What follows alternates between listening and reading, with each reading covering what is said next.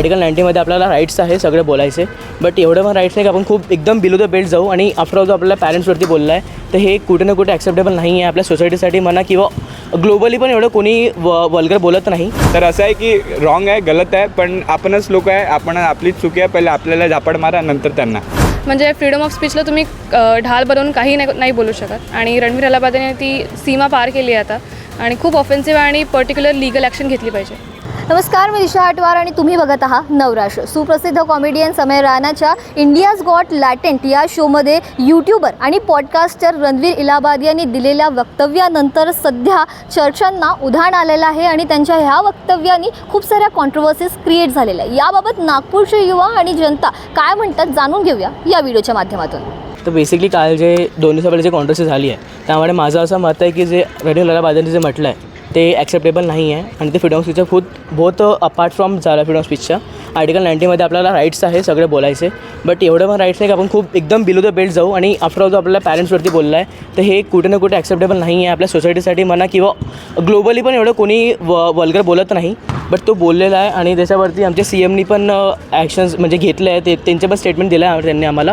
आता त्यावरती जे ऑफिशियल कार्यवाही होतील ते होतील, बट आफ्टर ऑल माझ्या पर्स्पेक्टिव्हने हे बहुत बेकार झालं आहे. त्यावरती ॲक्शन घेतले पाहिजे.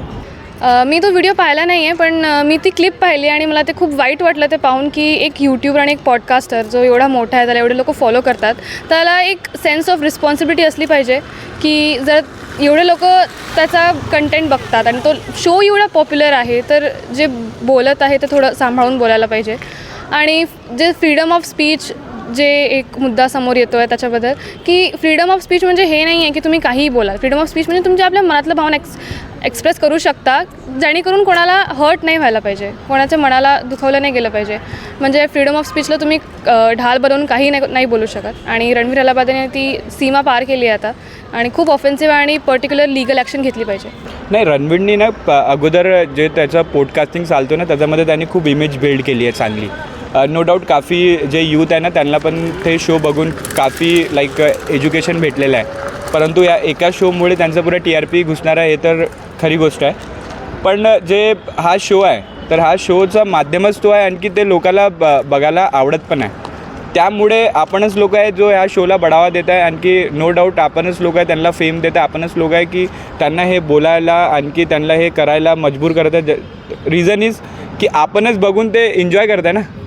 नो डाऊट की जसं या गुगलमध्ये आता बघा, मी अगर आपण एवढा याच्यामध्ये बोलून राहिलो यूट्यूब म्हणजे गुगलमध्ये वगैरे, ते हाईट अँड पण तुम्ही आज हिस्ट्री सगळ्यांची बघून घ्या, ते दिसेलच. जे तुम्ही हाईट ते जे लपवाल ते जास्त उभारून येणारच.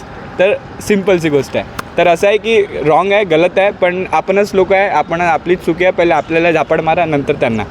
रणवीर अलाहाबादी याने जो फ्रीडम ऑफ स्पीचचा उपयोग केला आहे ते it's not correct at all. म्हणजे ते पूर्णपणे बरोबर नाहीच आहे, कारण ॲज अ यूट्यूबर त्याची ही फर्स्ट रिस्पॉन्सिबिलिटी आहे की त्याला त्याच्या बोलण्याच्या माध्यमातून काही हेटर्ड नाही पसरवायला पाहिजे, हे त्याला कळायला पाहिजे. सुरू झालेली आहे सर्व इश्यूज त्या शोपासून. जे त्यांनी स्टेटमेंट दिलं आहे ते ॲक्च्युली चुकीचं आहे, कारण तो जो शो आहे ते ऑलमोस्ट यूथ बघतात आणि त्याची ही रिस्पॉन्सिबिलिटी होती की जर इतके म्हणजे बघत आहेत लोक ती शो, तर त्याला त्या वर्ड्सपासून ते त्या स्टेटमेंटपासून लोक काय शिकतील किंवा ते त्याला कशा वेमध्ये घेतील किंवा ते यूथ त्याबद्दल काय विचार करतील हे त्याला विचार करायला हवं होतं. ते खूप चुकीचं होतं. रणवीर अलाहाबादी यांनी दिलेल्या ह्या वादग्रस्त वक्तव्याबाबत तुमच्या काय प्रतिक्रिया आहे आम्हाला कमेंट सेक्शनमध्ये नक्कीच सांगा. व्हिडिओ आवडला असेल तर याला लाईक आणि शेअर करायला विसरू नका. आणि अशाच नवनवीन अपडेटसाठी बघत रहा नवराष्ट्र.